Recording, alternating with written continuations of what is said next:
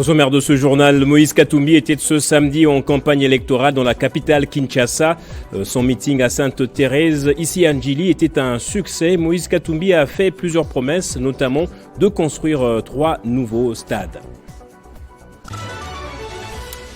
Et de plus en plus de dispositions sont prises pour sécuriser le processus électoral. Ce samedi, s'est clôturée la formation des chefs d'antenne provinciale de l'inspection générale de la police nationale congolaise.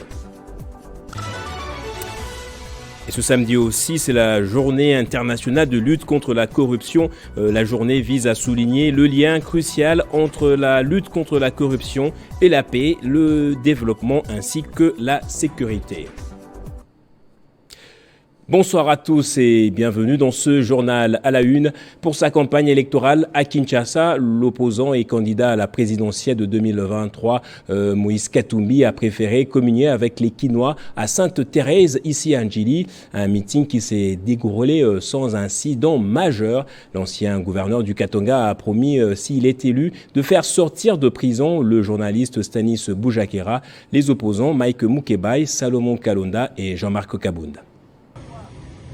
Le candidat numéro 3 à l'élection présidentielle, Moïse Katumbi Tchapoué, est arrivé à Kinshasa pour la campagne électorale. Son avion s'est posé au début de l'après-midi à l'aéroport international d'Njili. Il a été accueilli au tarmac par Délice Sanga, Franck Diongo, Seth Kikouni, Jean-Claude Wemba et Matata Pogno. Ses soutiens à la présidentielle. De l'aéroport, Moïse Katumbi a entamé une longue procession accompagné d'une foule nombreuse et compacte des militants et sympathisants qui l'attendaient depuis la matinée, direction commune d'Njili, où il a tenu un meeting au terrain Sainte-Thérèse, là où un podium a été monté. C'est une ambiance inhabituelle à Kinshasa. Comme lors de ses croisades en province, Katumbi a fait fonctionner son VAR face aux Kinois dans une sorte d'interaction avec la population. Une série de questions sur les promesses faites par le président sortant. Où est passé le projet Métrokin? Combien de quartiers ont été électrifiés ou connectés à l'eau potable? Les délestages ont-ils cessé? Les embouteillages? La nombreuse assistance qui n'arrêtait pas de répondre en chœur par non.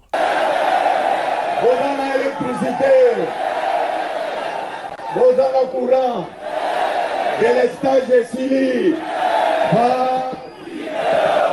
Moïse Katumbi promet de construire une nouvelle capitale à Kinshasa et d'en faire le miroir de la République démocratique du Congo, avec des routes de contournement modernes, des véritables sauts des moutons et des routes asphaltées dans toutes les communes. 3 stades modernes, des réseaux de distribution d'eau et de courant électrique. Il a aussi réitéré son vœu de baisser les prix des denrées alimentaires des premières nécessités, de rétablir la bourse des étudiants et améliorer les salaires des fonctionnaires et agents de l'État. Il invite les Congolais à voter pour lui le 20 décembre 2023. Pour terminer son meeting, Moïse Katumbi Tchapoué a dénoncé les arrestations arbitraires dont sont victimes son conseiller spécial Salomon Kalonda, qui croupit injustement à la prison d'Endolo et gravement malade. Mike Mukebai. Et une minute de silence a été observée en mémoire des chérubins Okende assassinés sauvagement.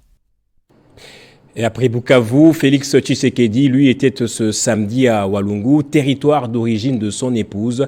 Le couple présidentiel était accueilli en grande pompe, mais dans le chef-lieu de la province hier, c'était dans la place de l'Indépendance que le couple avait tenu son meeting.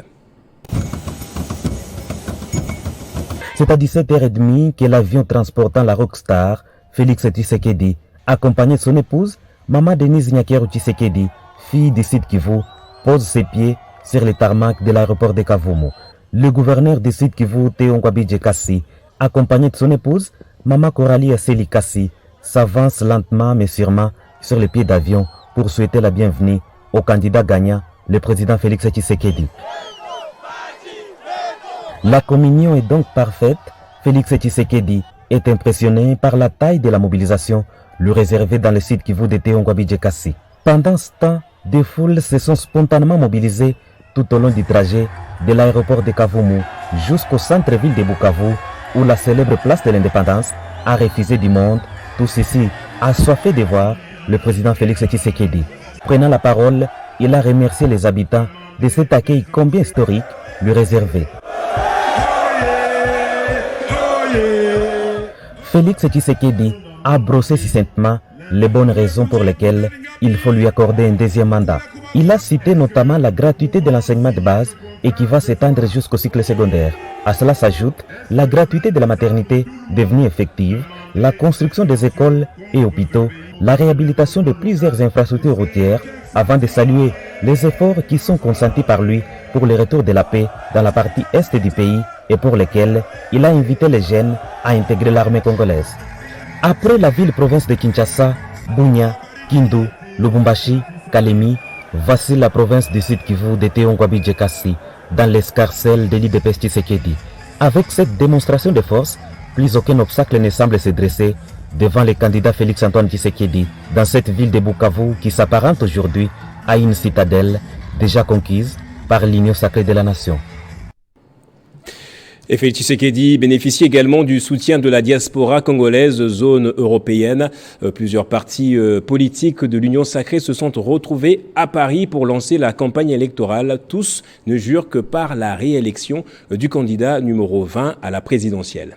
La diaspora congolaise de la République démocratique du Congo, zone européenne, réunie comme un seul homme pour la réélection du candidat numéro 20, Félix-Antoine Tshisekedi Tshilombo, candidat à sa propre succession. Les différents partis politiques membres de l'Union sacrée ayant une fédération en Europe ainsi que d'autres associations se sont retrouvés pour lancer la campagne sur 98 Passe Barolt 753 à Paris.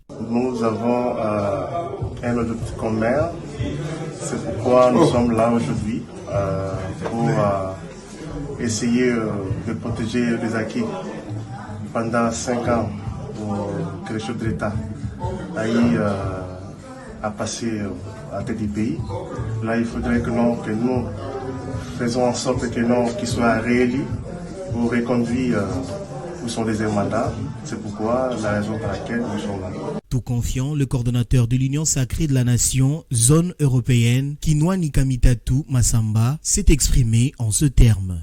Et aujourd'hui, le Congo a des acquis grâce à notre président de la République, Fachi Beton, que nous aimons tous. Et nous avons vu qu'il a instauré la gratuité de l'enseignement, la gratuité des maternités. Son bilan en peu de temps est certainement positif. D'après la Commission électorale nationale indépendante, les élections générales auront bel et bien lieu dans le délai constitutionnel, c'est-à-dire le 20 décembre prochain à la présidentielle. Félix-Antoine Tshisekedi reste le ticket gagnant de l'Union sacrée. Et la campagne de Tshisekedi a été aussi lancée à Kikwit. C'est le maire de la ville qui en est l'initiateur. Il a appelé aussi à voter à la députation nationale Ibalanki numéro 191.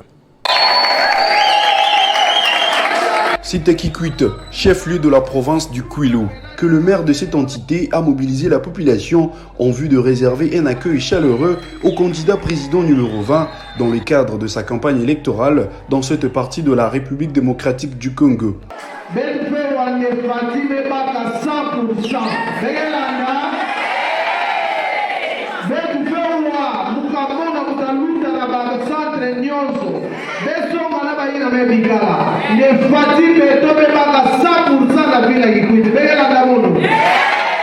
Témoin des multiples réalisations du président sortant Félix Tshisekedi, le maire de la ville de Kikwit a défendu sa volonté de soutenir le chef de l'État pour un second mandat.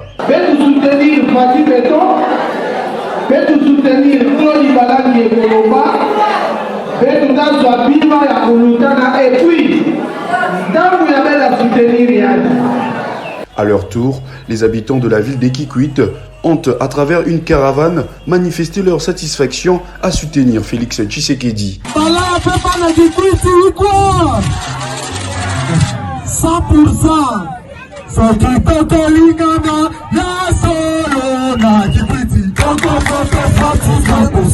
C'est dans une ambiance conviviale que s'est achevée cette activité. Ce rassemblement a également permis à la mairie de réitérer son choix à la députation nationale, le numéro 191, Claude Ibalanki. Et avant de poursuivre avec la campagne aux législatives nationales, prenons d'abord cette clôture de la formation tenue à Kinshasa en vue de la sécurisation du processus électoral. Elle a concerné les chefs d'antenne des inspecteurs de la police nationale congolaise. Scrutin du 20 décembre prochain. 3 jours de formation ont suffi pour la mise à jour de chef d'antenne provinciale de l'inspection générale de la police nationale congolaise. Séminaire de formation sur le contrôle et l'évaluation de la sécurisation des élections suivies par les chefs d'antenne provinciale de l'inspection générale de la police nationale congolaise et a une importance capitale dans le rôle que doivent jouer les inspecteurs à travers le pays pendant cette période électorale. Les commissaires divisionnaires principal, le général Patience Mouchind Yav, qui a clôturé ses assises, s'est réjoui du bon déroulement des travaux. Ainsi, c'est pour moi un réel plaisir de voir non seulement que nos représentants en province soient dotés de capacités techniques avérées à même de jouer leur rôle important pendant cette période qui traverse notre pays, mais aussi de voir que les objectifs que nous nous sommes assignés pour la professionnalisation de l'inspection générale de la police en vue de rayonner l'image de la police nationale congolaise sont en train de se réaliser, bien évidemment avec le soutien de nos partenaires, et c'est sous le leadership de son Excellence, Monsieur le Vice-Premier ministre, ministre de l'Intérieur, Sécurité et Affaires coutumières.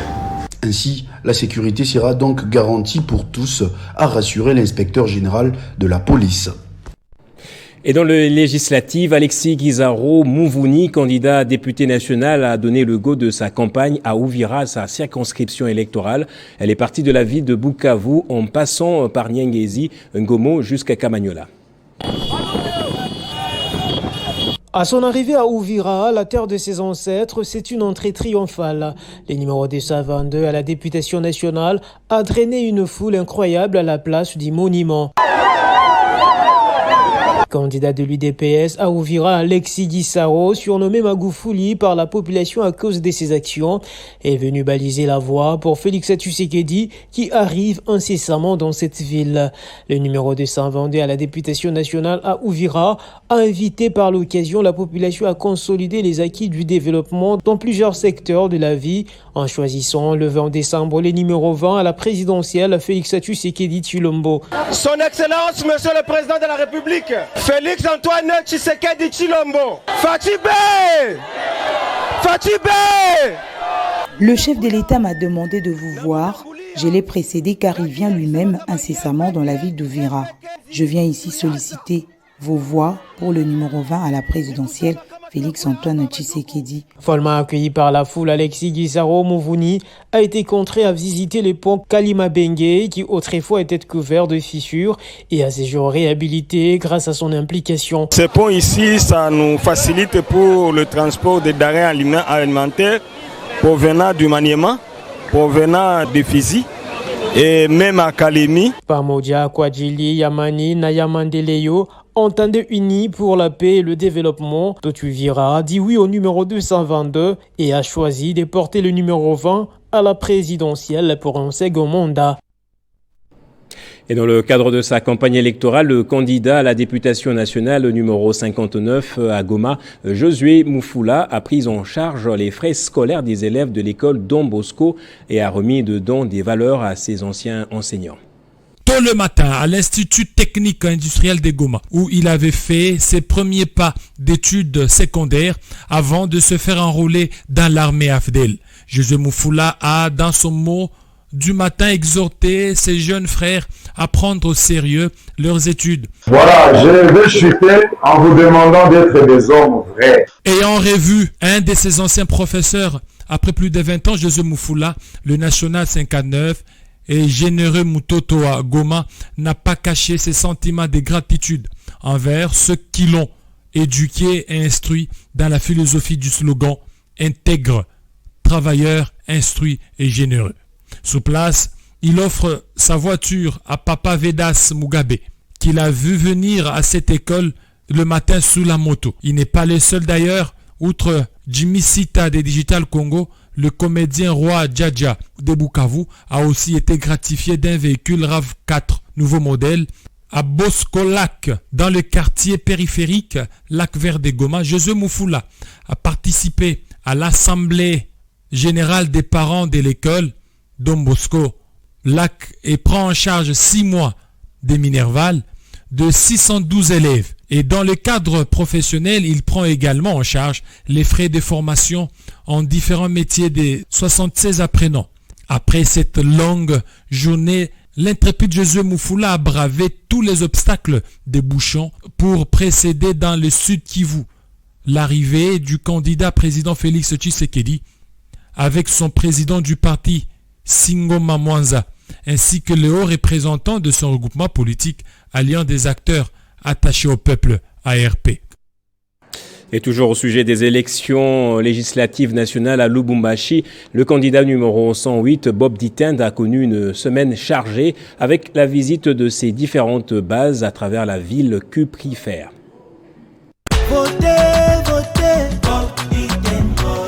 Passons des mots aux actions pour mieux défendre les intérêts et droits de la population. Telle est la vision du candidat 108 à la députation nationale, Bob Ngoyi Ditend, un gestionnaire avisé. Dans sa circonscription électorale de Lubumbashi, c'est une semaine surchargée pour le numéro 108 qui a organisé une tournée dans différents quartiers pour parler à ses électeurs. Quartier après quartier, les Louchois ont dit oui à Bob Ditend qui reste pour eux les choix judicieux. Stop aux candidats opportunistes. Misipende munivote nju mine mipatia makuta. Minapenda munivote nju roho yangu ni ya kutafuta mwe mujiretrouve kila mtu pafashi yake. Kichi yake anekala anatumika wanamuripa kwa jasho yake. Hakuna mtu anapendaka bamurishe familia yake kwa mtu mwingine. Kongole ni mtu wa heshima, ni mtu wa kibengo. Le numéro 108 a encouragé ses électeurs habitués à gagner leur vie par le travail tel qu'il les a enseignés. On va voter 108. C'est un homme qui reste derrière la. Bob Ditend a posé un geste de cœur en faveur de sa base, c'est notamment la consultation gratuite et la distribution des médicaments. La communion était donc parfaite entre les 108 et ses électeurs.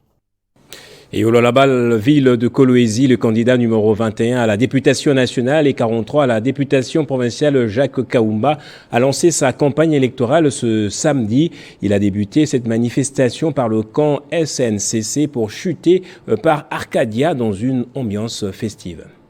Il faudra trouver de mots plus lourds, de qualificatifs plus puissants pour décrire la longue procession qui a accompagné Jacques Kaoumba Mukumbi pour le lancement officiel de sa campagne électorale samedi 9 décembre 2023. Le temps s'est arrêté.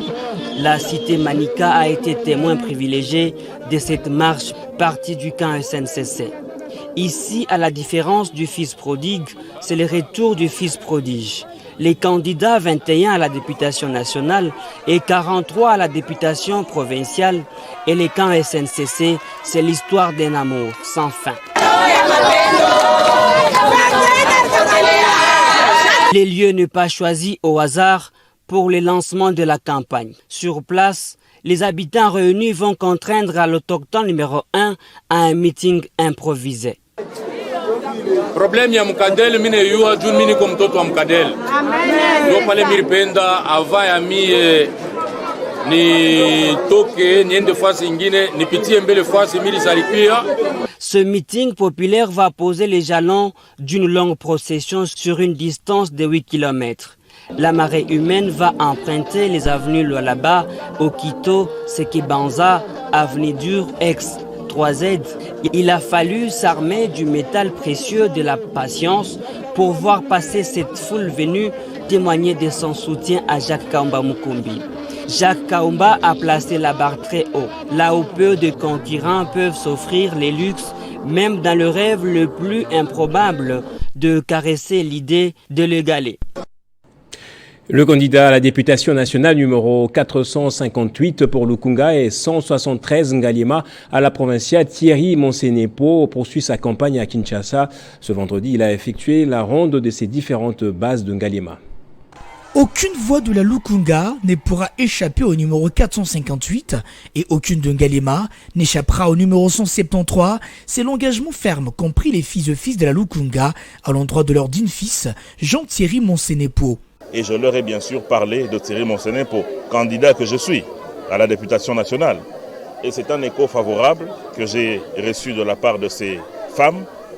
Et je leur ai aussi proposé d'intégrer une structure où je suis président et coordonnateur qui s'appelle la coopérative La Colombe pour leur permettre de pouvoir obtenir des crédits et de pouvoir se mutualiser dans ce qu'elles font chaque jour. Toujours en capitalisant sur la consolidation des acquis, Jean-Thierry Monsenepo a fait la ronde de ses bases. D'abord à Kimwenzagar, où l'homme a non seulement passé un moment fort avec le sien, mais il a aussi prêché le numéro 20, Félix Tshisekedi, comme candidat idéal à la présidentielle du 20 décembre. Que j'ai rencontré ces 500 mamans qui travaillent dans le champ, qui travaillent dans le petit commerce. D'abord pour leur expliquer le besoin de voter Félix Antoine Tshisekedi Tshilombo comme chef de l'État lors du scrutin du 20 décembre, parce qu'il est important qu'on puisse consolider ce qui a été fait. Je leur ai parlé du bien fondé de la gratuité de l'enseignement, du bien fondé des réalisations que le chef de l'État a fait de ce côté, notamment l'avenue Sebo. Jean-Thierry Monsenepo a poursuivi avec sa tournée jusqu'à Lembaimbu, où la foule lui a réservé, comme à l'accoutumée, un accueil chaleureux. Visiblement, futur député national de la Lukunga et provincial de Ngalema, Jean-Thierry Monsenepo continue, en toute assurance, sa campagne.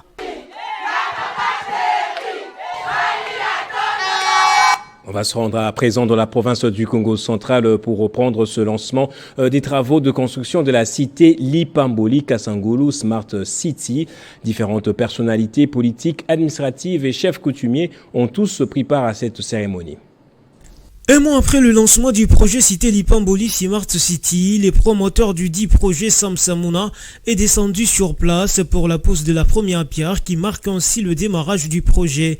Samsamuna avait redoré l'image de Kasangulu à travers cette cité intelligente. Et c'est avec la construction des maisons modernes, des malls, un hôpital moderne, un hôtel 4 étoiles, ainsi que plusieurs autres façades agréantes du projet Cité Lipamboli. Il en appelle au soutien de tous les Congolais pour accompagner ce projet de développement qui milite également pour la conservation de la nature. Cette cérémonie marque le début de la construction pour que nous puissions débuter le travaux, c'est-à-dire construire le premier bâtiment qu'on va mettre en place et faire le traçage de route et ressortir le plan de lotissement pour permettre une bonne visualisation de site proprement dit et rectifier ce qui a rectifié, mais dans l'ensemble on est confiant. Aujourd'hui ce n'est plus la brousse, la route on l'a ouvert comme on avait promis, le terrain on a raclé pour commencer le début des travaux, donc il y aura des engins qui vont encore rentrer ici pour que nous puissions débuter ce que nous avions commencé. Je vous garantis que c'est un bijou, il faut croire parce qu'on est motivé pour ce projet et nous allons aller jusqu'au bout. La DGA du Fonds national de l'habitat, Pascaline Zamunda, représentante du gouvernement congolais,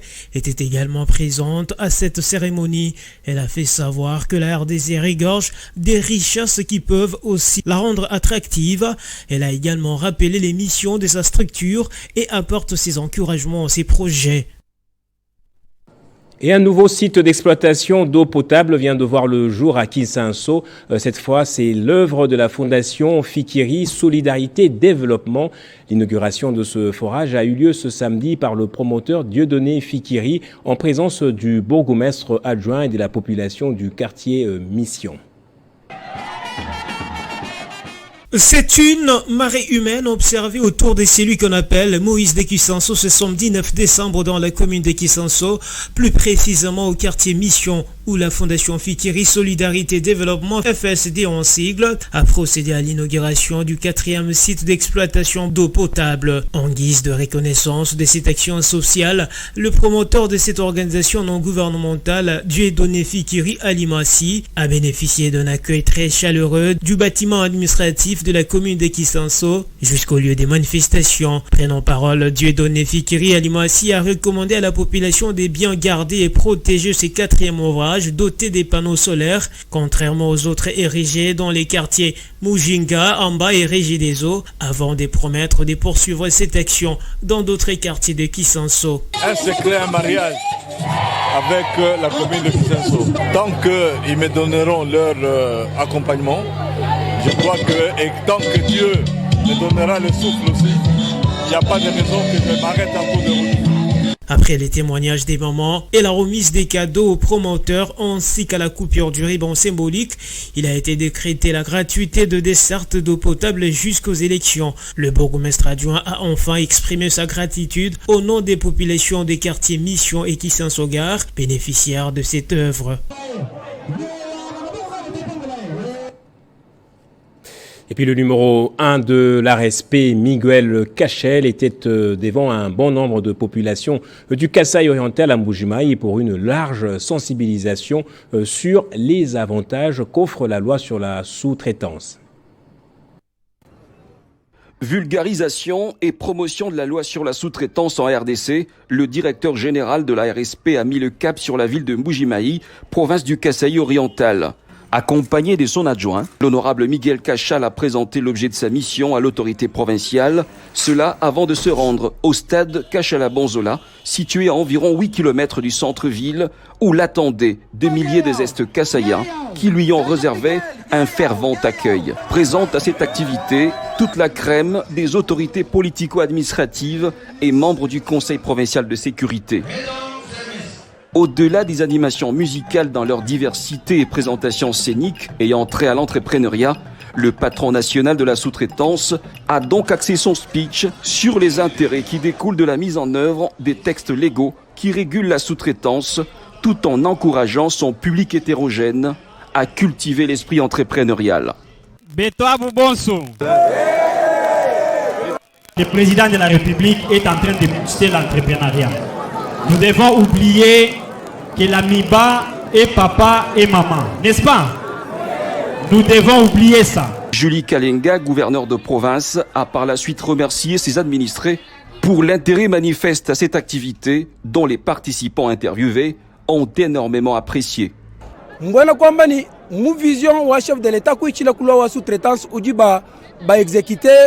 faut dire que Mbuji-Mayi se place dorénavant vers l'orbite du changement narratif en ce qui concerne le secteur de la sous-traitance.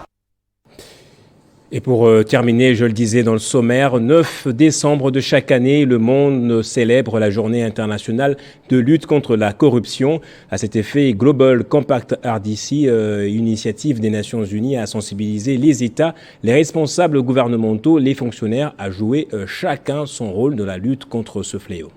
Le 20e anniversaire de la lutte contre la corruption a été célébré à Kinshasa par les Nations Unies à travers sa branche UN Global Compact dans la commune de la Gombe. Devant plusieurs professionnels des médias, Maître Mavinga a décrit les caractères apolitiques qui accompagnent une telle journée en République démocratique du Congo. En matière de recettes fiscales et en matière de recettes dites non fiscales, par abus de langage, parce que le système fiscal congolais, comme vous le savez, a les recettes douanières, les recettes fiscales au sens strict, c'est-à-dire les impôts, et les recettes dites non fiscales, c'est-à-dire les recettes de... C'est tout à fait paradoxal, donc ça va être extrêmement important.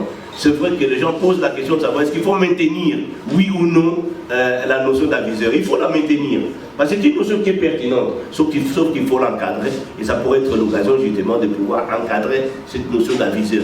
Pour le président de UN Global Compact, c'est possible avec l'engagement de tous de mettre fin à ces fléaux qui gangrènent la vie des États. C'est donc un devoir sacré. Nous avons eu l'occasion dans le cadre de UN Global Compact, donc la structure des Nations Unies pour la lutte contre la corruption. L'Organisation des Nations Unies, le UN Global Compact, c'est une initiative mondiale qui mobilise les entreprises privées autour des questions de responsabilité sociétale. Cette journée constitue donc une opportunité de protéger les institutions de toute tentative de corruption dans le monde et particulièrement en République démocratique du Congo. On va passer au rappel des principaux titres de ce journal à présent.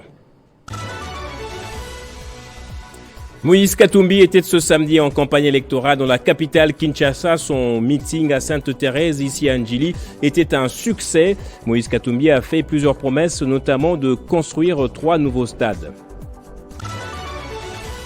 Et de plus en plus de dispositions sont prises pour sécuriser le processus électoral. Ce samedi, il s'est clôturé la formation des chefs d'antenne provinciale de l'inspection générale de la police nationale congolaise. Ce samedi aussi, c'était la journée internationale de lutte contre la corruption. La journée vise à souligner le lien crucial entre la lutte contre la corruption et la paix, la sécurité ainsi que le développement. Et c'est par ici que s'achève ce journal. Merci à vous tous de l'avoir suivi. L'actualité reste en continu sur votre chaîne.